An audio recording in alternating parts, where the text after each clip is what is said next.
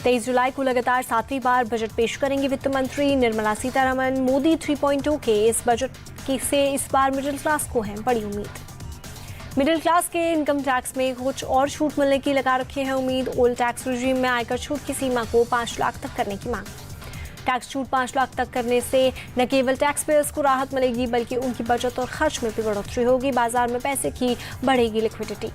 Budget 2023 में new tax regime को default tax regime बनाया गया था। इसके बावजूद करीब 80% लोग ओल्ड रेजिम का कर रहे इस्तेमाल। जनता को है उम्मीद सरकार ओल्ड टैक्स स्लैब में करे बदलाव।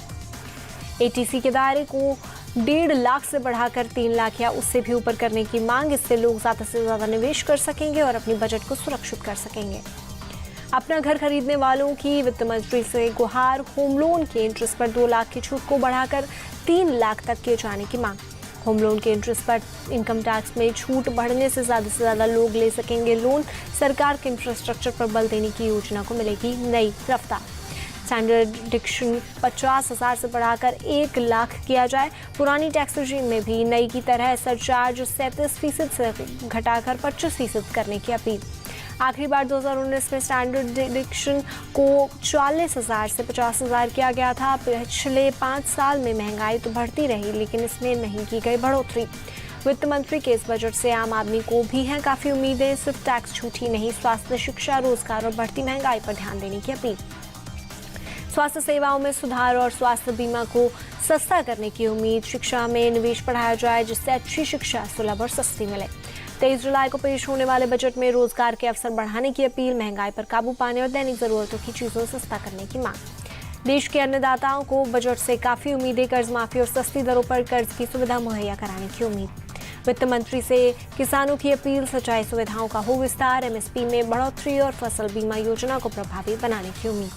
इस बार सरकार को टैक्स में छूट देने के हैं कई कारण। डायरेक्ट टैक्स और जीएसटी कलेक्शन में हुई शानदार बढ़ोतरी। आरबीआई से मिलने वाला है बम्पर डिविडेंड। आरबीआई की तरफ से सरकार को मिलने वाली है विशेष सौगात। वित्त वर्ष 2024 के लिए सरकार को 2.1 लाख करोड़ के डिविडेंड देने का किया ऐलान। आरबीआई की तरफ से मिलने वाला डिविडेंड सरकार की उम्मीद से है ज़्यादा। इस डिविडेंड से सरकार के पास खर्च करने के लिए होंगे एक्स्ट्रा पैसे। इस वित्त वर्ष सरकार का डायरेक्ट टैक्स कलेक्शन करीब 18% बढ़ के 19.58 लाख करोड़ रुपए तक पहुंचा। ये सरकार के 18.23 लाख करोड़ रुपए से के शुरुआती टारगेट से ज़्यादा। जीएसटी कलेक्शन भी रिकॉर्ड ऊंचाई पर पहुंचा। 2023-24 की पहली तिमाही में औसत जीएसटी कलेक्शन 1.86 लाख करोड़ रुपए रहा। फाइनेंशियल ईयर 2024 में सरकार के राजकोषीय घाटे में आई कमी जीडीपी का 5.6% रहा।